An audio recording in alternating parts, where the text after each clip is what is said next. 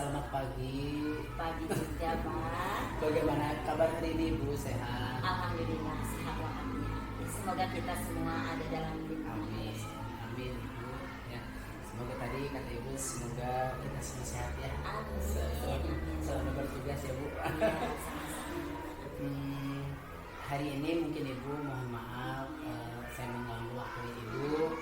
Yang pertama mungkin saya ada tugas dari program Guru Penggerak, yaitu modul 3.1 demonstrasi kontekstual berkenaan dengan dilema etika dan rujukan moral. Mungkin sebelum dimulai wawancara, apakah Ibu punya waktu untuk saya sekarang gitu? Alhamdulillah ada. Silakan saja. Terima kasih Ibu atas waktunya yang saya berikan kepada saya.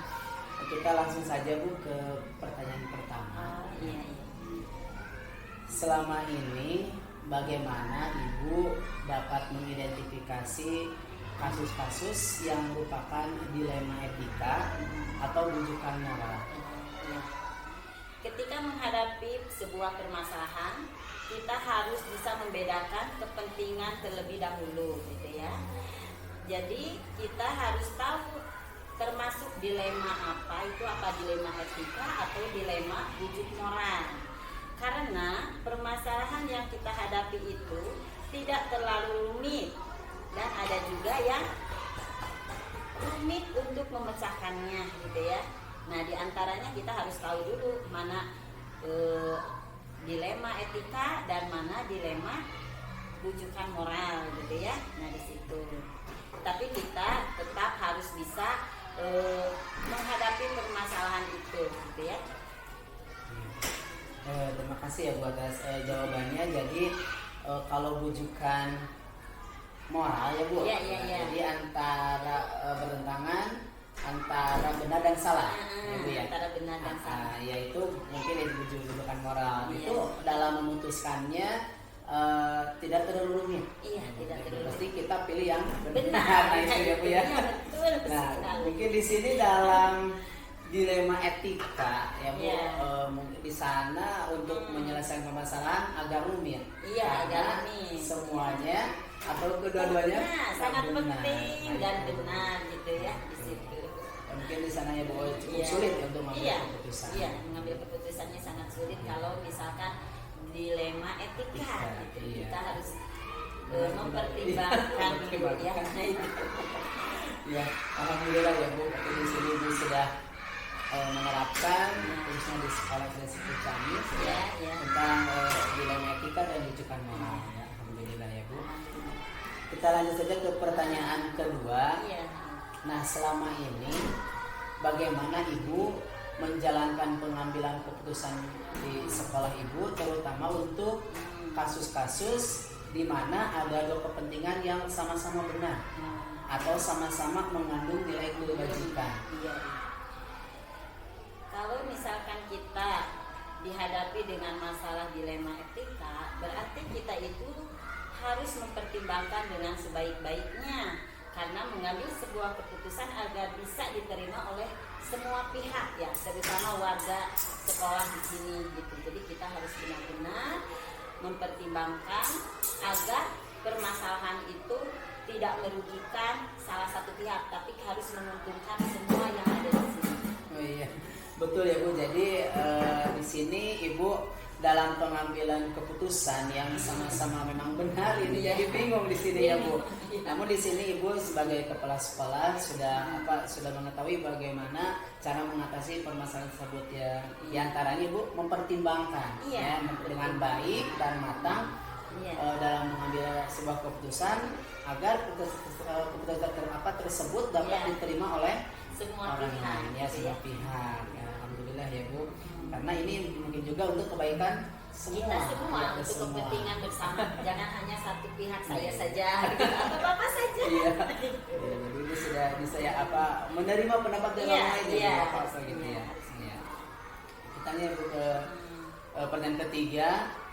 Langkah-langkah atau prosedur seperti apa yang biasa Ibu lakukan selama ini?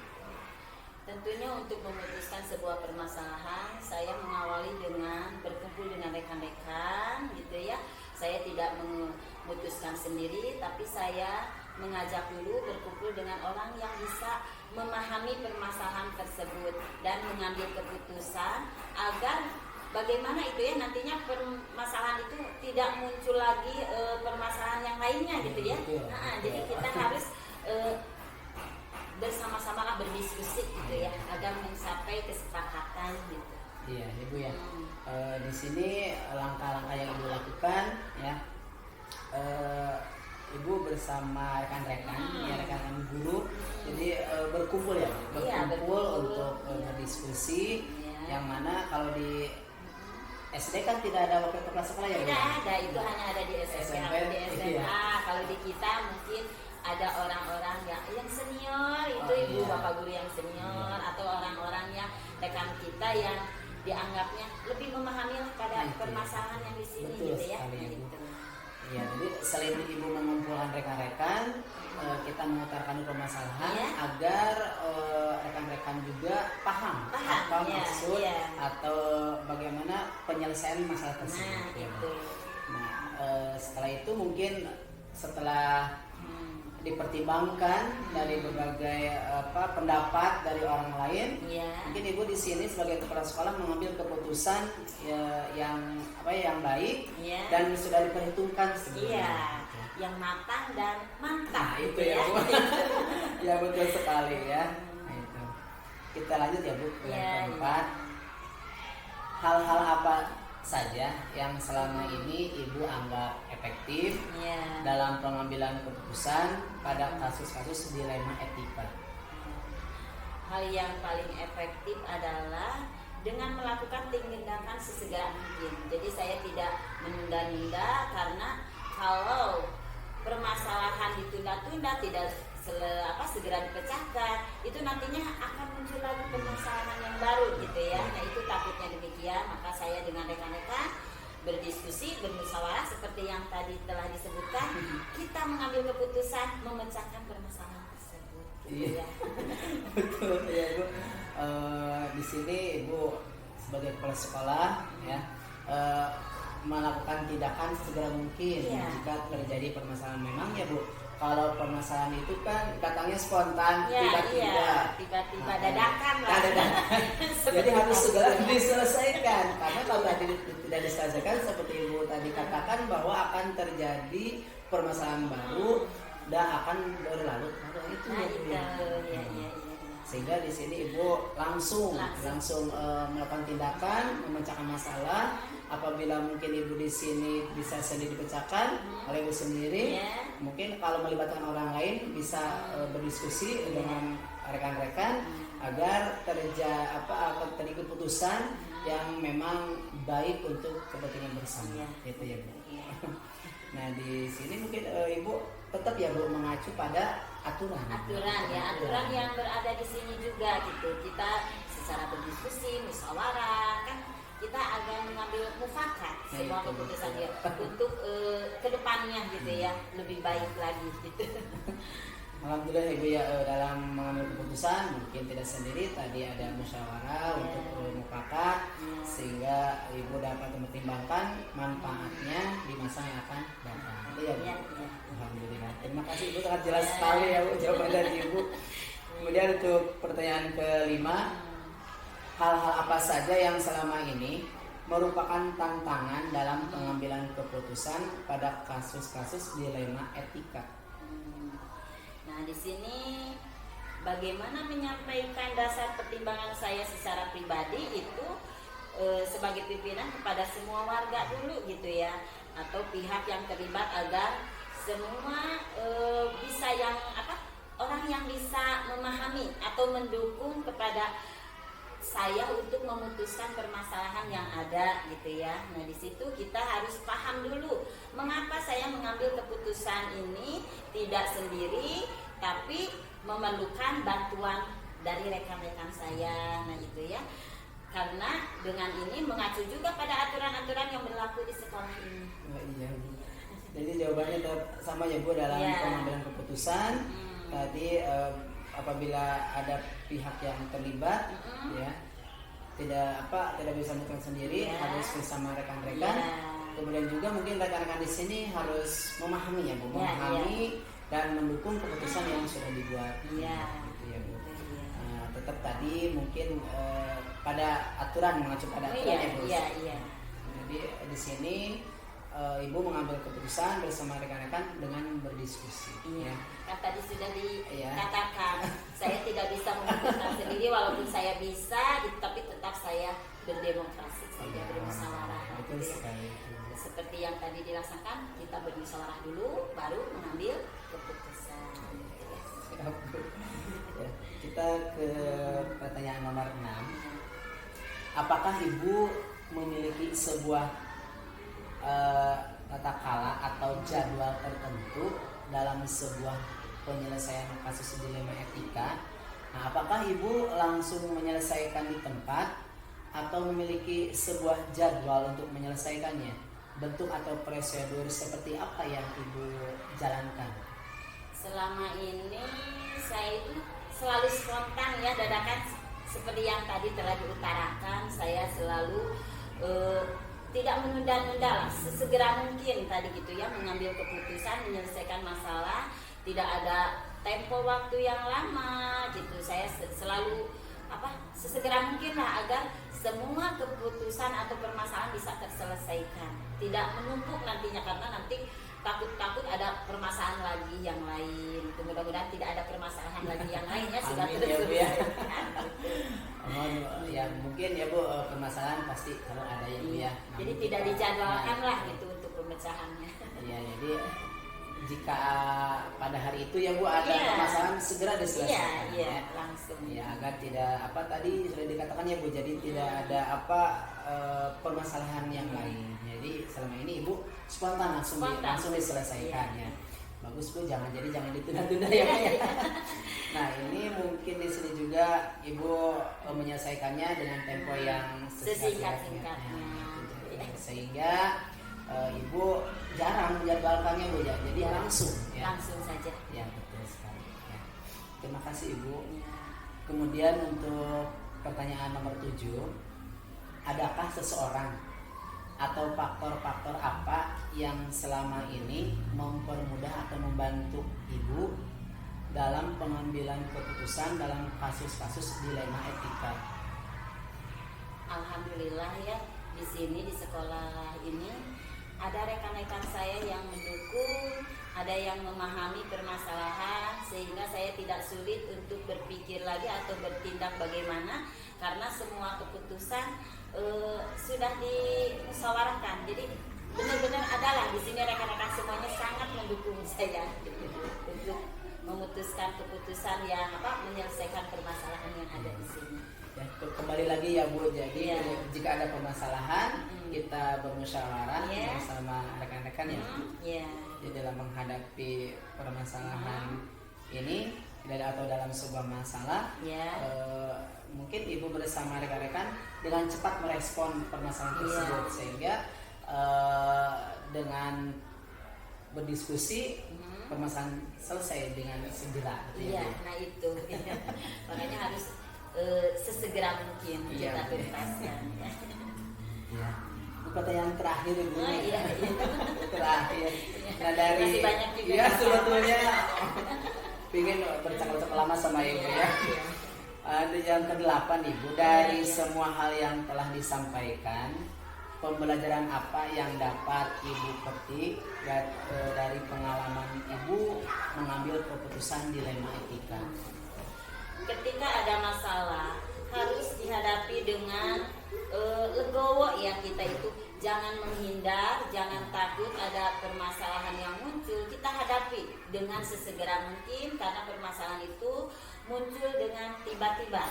Tapi pemecahannya kita jalani dulu dengan bermusyawarah atau dengan orang-orang, dengan rekan-rekan tertentu yang benar-benar memahami permasalahan tersebut ya.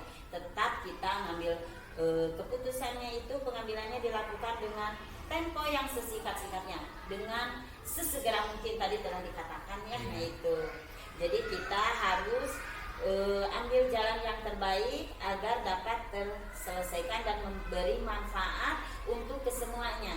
tidak merugikan orang lain maupun tidak menyentuhkan hanya untuk pribadi sendiri gitu ya. Nah jadi keputusan yang paling bermanfaat dan paling kecil resikonya nanti Iya. dapat tercapai. Betul sekali ya Bu. Jadi jika terdapat permasalahan di sekolah harus dihadapi. Ya. Hadapi ya, jangan dihindari. Ya, Nah ya, itu betul ya, sekali. jadi merasa takut kita hadapi saja. Nah, kalau kita memang dalam karena posisi ya Bu, walaupun Iya. benar atau salah, permasalahan itu kita harus hadapi. Iya. Apa yang paling utama kita hadapi bersama di Iya, apalagi nah di itu. di lembaga sekolah. Nah di sini Ibu mengambil yang dapat diambil dari pengalaman ya Bu.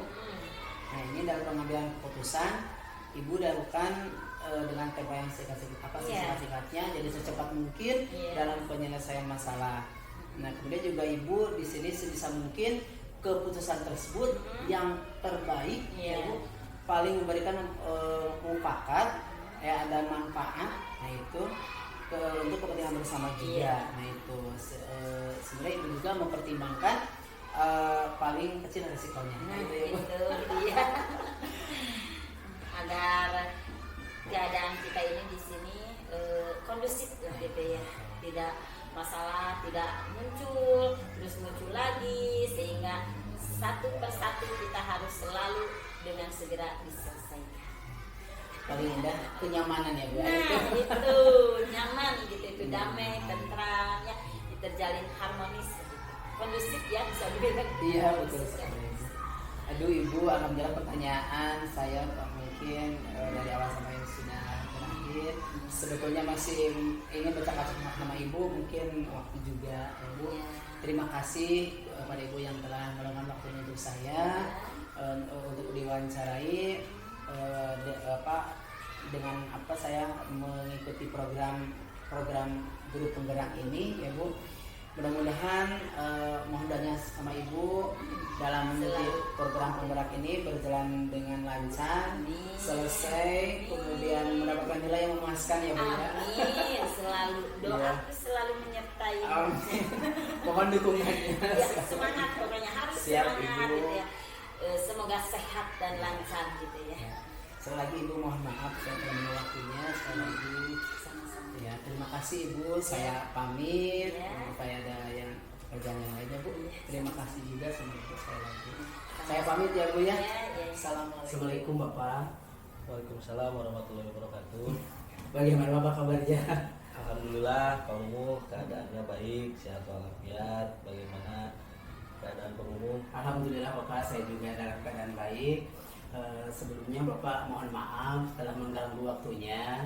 Ya, Sebelumnya saya ini lagi sedang mengikuti program guru penggerak. Sekarang ada tugas yaitu demonstrasi kontekstual yang mana tugas saya di sini untuk mewawancarai beberapa kepala sekolah, salah satunya Bapak. Nah di sini berkenaan dengan dilema etika dan rujukan moral. Namun Bapak ada waktu sekarang, maksudnya sempat itu nggak ada kemana-mana gitu Pak. insya Allah Pak Umuh, insya Allah saya akan menjawab wawancara yang nanti barangkali akan Pak Umuh sampaikan. Iya. Jadi untuk hari ini mungkin tugasnya saya mewawancari Bapak mengenai apa yang tadi saya sudah sampaikan ya. Betul. Nah di sini kita mulai ke poin pertama ya Pak ya. Selama ini ya Pak, bagaimana Bapak dalam mengidentifikasi kasus-kasus yang merupakan dilema etika atau bujukan moral Pak? Ya, berarti dalam menghadapi sebuah permasalahan barangkali kita harus bisa membedakan kepentingannya terlebih dahulu. Apakah itu termasuk dilema etika atau itu termasuk kepada bujukan moral.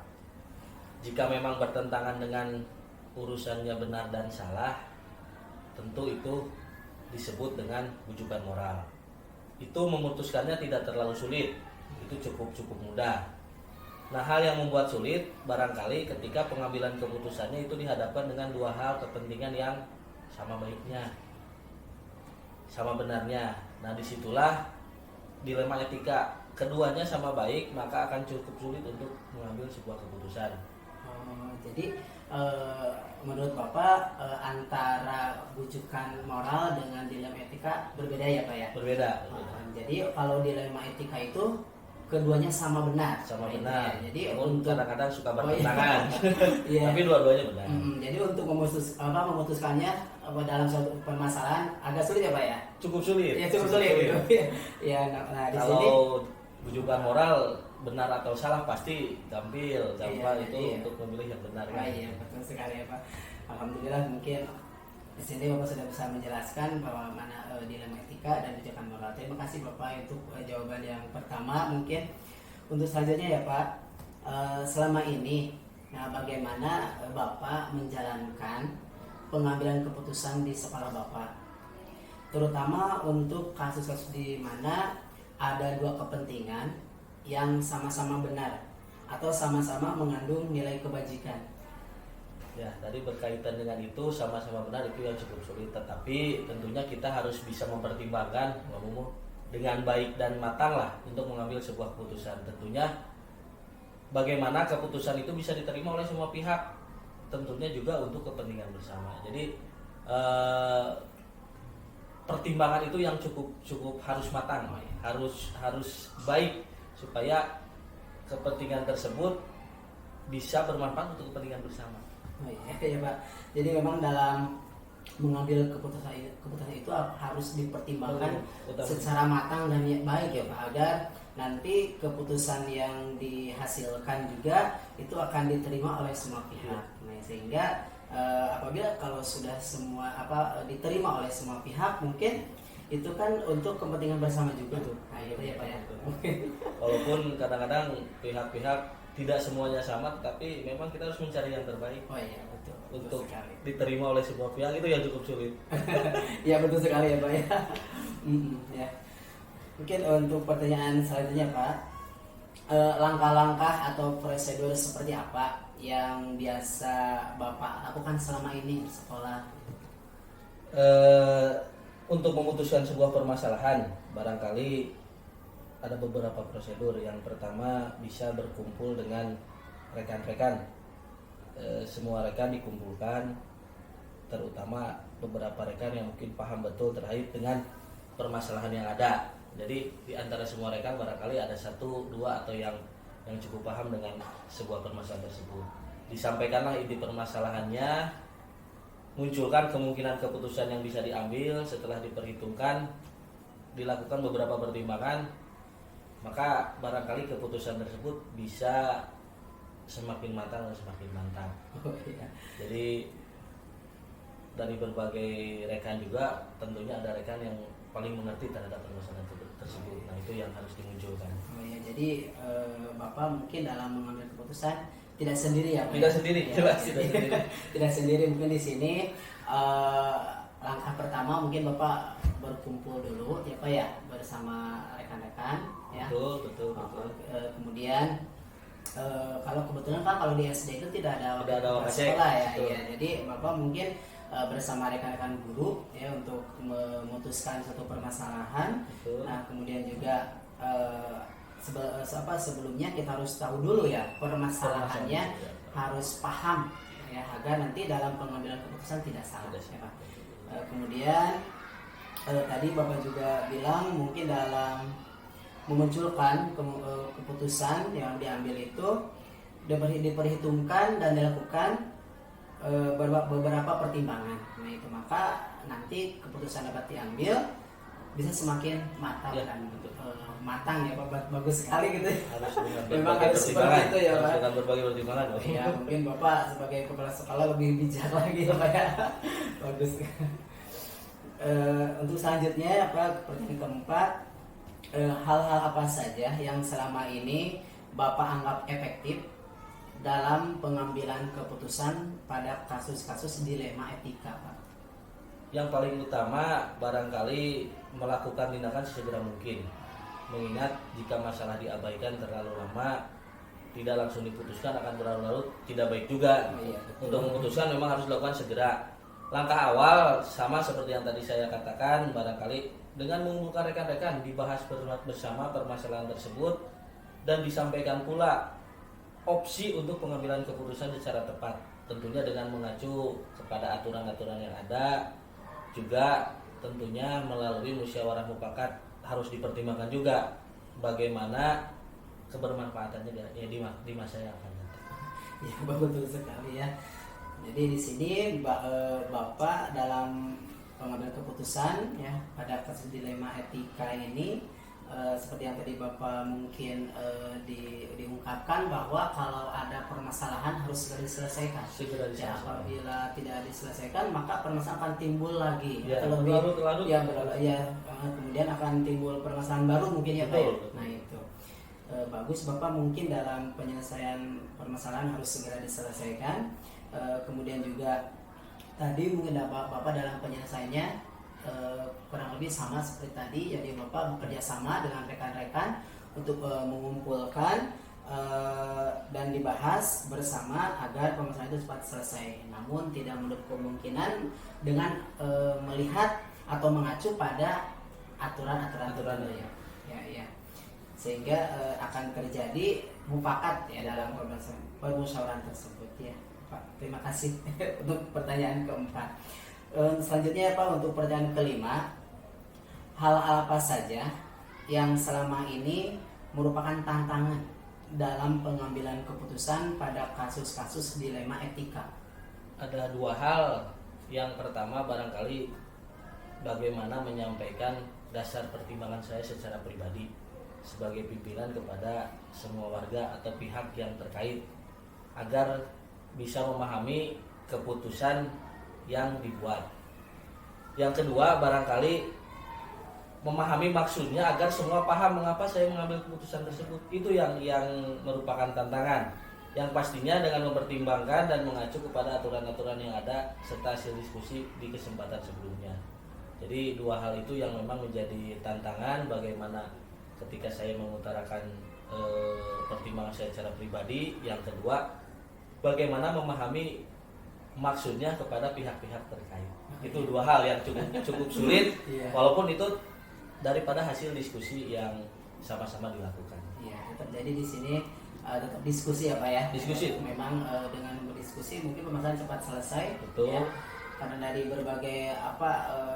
berbagai macam pikiran, kemudian pendapat juga itu akan menghasilkan keputusan yang terbaik gitu ya. Mohon ya jadi Bapak di sini mungkin sudah bisa harus memahami ya Pak, mendukung keputusan yang sudah dibuat. Mungkin ini berlaku untuk semua sudah diputuskan ya. Mungkin itu Pak. Terima kasih ya untuk jawaban yang kelima. Untuk yang keenam, apakah Bapak memiliki sebuah tata kala atau jadwal tertentu dalam sebuah penyelesaian kasus dilema etika? Nah, apakah Bapak di sini langsung menyelesaikan di tempat atau memiliki sebuah jadwal untuk menyelesaikannya? Bentuk atau prosedur seperti apa yang Bapak jalankan di sini? Selama ini barangkali dilaksanakan secara spontan, karena memang permasalahan jangan ditunda-tunda. Tentunya juga mengingat bahwa permasalahan itu munculnya pasti secara tiba-tiba. Tidak mungkin ada yang merencanakan sebuah permasalahan, dan pastinya yang harus diselesaikan dalam tempo yang sesingkat-singkatnya. Jadi saya jarang menjadwalkan untuk menyelesaikan sebuah permasalahan. Jadi ada permasalahan spontan selesaikan. Oh iya, betul ya Pak. Mungkin tadi sudah dibicarakan bahwa apabila permasalahan tidak diselesaikan nanti akan berlalu-lalu. Nah itu juga kemudian nanti ada timbul masalah. Ya, itu mungkin ya. Jadi alhamdulillah mungkin Bapak di sini sudah bisa secara bijak jika ada permasalahan harus diputuskan secara langsung. Ya, spontan. Iya. Nah untuk pertanyaan ketujuh ya Pak, adakah seseorang atau faktor-faktor apa yang selama ini mempermudah atau membantu Bapak dalam pengambilan keputusan dalam kasus-kasus dilema etika? Yang paling utama kita punya rekan-rekan yang baik. Nah, itu yang mempermudah menyelesaikan permasalahan yang ada. Rekan guru semua mudah untuk berkomunikasi, apalagi ketika dihadapkan dengan sebuah permasalahan. Respon yang baik dan cepat dan dukungan dari semua warga sekolah dalam menghadapi sebuah keputusan. Jadi masalah akan cepat selesai dengan respon yang baik daripada rekan-rekan. Ya, jadi Bapak mungkin tadi bersama rekan-rekan ya Pak ya, khususnya semua guru di sini, jika ada permasalahan dikomunikasikan, apalagi ketika ada sebuah masalah besar mungkin harus segera diselesaikan ya Pak ya. Nah di sini juga jika tadi terdapat permasalahan, respon dari rekan-rekan juga ya, nah itu yang akan mempermudah. Iya betul, akan mempermudah dan cepat. Kalau ya. sendiri tentunya tidak ada masukan dari mana-mana, Ya, tapi kalau dengan rekan-rekan yang solid insya Allah banyak jalan keluar. Iya begitu ya. Alhamdulillah Bapak juga bisa menerima yang pendapat dari yang lain. Memang penting juga pendapat dari yang lain, penting ya Pak. Ini untuk pertanyaan terakhir ya Pak ini ya. Dari semua hal yang telah disampaikan, pembelajaran apa yang dapat Bapak petik dari pengalaman Bapak mengambil keputusan dilema etika? Yang paling utama tentunya ketika ada masalah kita harus dihadapi, jangan dihindari atau harus segera diselesaikan. Itu yang pertama. Jadi hal yang bisa dipetik dalam pengalaman mengambil keputusan adalah keputusan itu harus diambil dengan tempo yang sesingkat-singkatnya. Jangan sampai terjadi permasalahan baru karena permasalahannya dilarut-larut. Kemungkinan sebisa mungkin diputuskan yang terbaik dan yang memberikan manfaat untuk kepentingan bersama. Cari keputusan yang paling bermanfaat dan paling kecil resikonya. Jadi utamakan dulu untuk ini keputusannya untuk kepentingan bersama dan tentunya dengan resiko yang paling sedikit. Ya betul. Jadi ketika ada permasalahan mungkin ya khususnya di SD Bapak ini dihadapi ya Pak, jangan dihindari. Harus dihadapi. Walaupun mungkin itu permasalahan besar, apalagi kalau yang kecil ya. Mungkin di sini Bapak harus dihadapi, memang harus dihadapi. Kalau permasalahan jangan dihindari. Nah itu ya. Nah, setelah itu mungkin Bapak dari sikap menghadapi permasalahan tersebut, nah, ya bisa diambil juga dalam pengalaman ya, setelah pengalaman dalam mengambil keputusan. Nah di sini dilakukannya dengan tempo sesingkat-singkatnya, secepat-cepatnya itu ya, agar tadi kata Bapak juga agar tidak bertambah masalah baru. Nah di sini sebisa mungkin ya Pak dalam pengambilan keputusan yang terbaik. Yang terbaik paling memberikan mufakat bagi kepentingan bersama. Nah itu ya. Nah mungkin alhamdulillah dengan saya bisa berwawancara sama Bapak di sini banyak sekali pengalaman yang saya dapat ambil ya Pak, khususnya bagi diri saya lagi belajar. Mungkin terima kasih kepada Bapak yang memberikan pengalamannya kepada saya ya Pak. Sekali lagi terima kasih kepada Bapak atas waktunya yang menyempatkan untuk saya. Mungkin ini yang program Guru Penggerak mudah-mudahan saya cepat selesai ya Pak. Mohon dukungannya sekali lagi. Mohon maaf telah mengganggu aktivitas Bapak selama ini. Sama-sama Pak Mumu. Dengan tadi dilaksanakannya wawancara, mudah-mudahan bisa memberikan tambahan sharing lah, bukan ilmu. Kalau ilmu itu saya sangat jauh sekali. Yang jelas tambahan sharing bagaimana pengalaman saya ketika menyelesaikan sebuah permasalahan dalam kaitannya itu berupa dilema etika ataupun rujukan moral. Itulah hal-hal yang memang pernah dialami dan pernah diselesaikan lain-lain. Dengan itu mudah-mudahan Pak Mumu dalam proses Guru Penggerak bisa berjalan lancar, hasilnya memuaskan sampai akhir nanti di bulan berapa?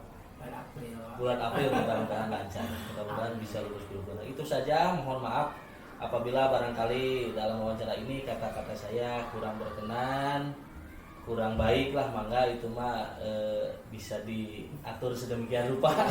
Intinya permasalahannya seperti tadi lah. Yang jelas itu hanya pengalaman sedikit saya yang bisa disampaikan kepada kamu. Oh iya, Bapak terima kasih sekali lagi atas waktu dan wawancaranya. Saya juga mohon maaf sekali lagi mungkin saya juga dalam berbicara mungkin kurang pas bagi Bapak. Sekali lagi Bapak saya terima kasih dan saya pamit Bapak, terima kasih. Iya. Sama-sama. Assalamualaikum. Waalaikumsalam warahmatullahi wabarakatuh.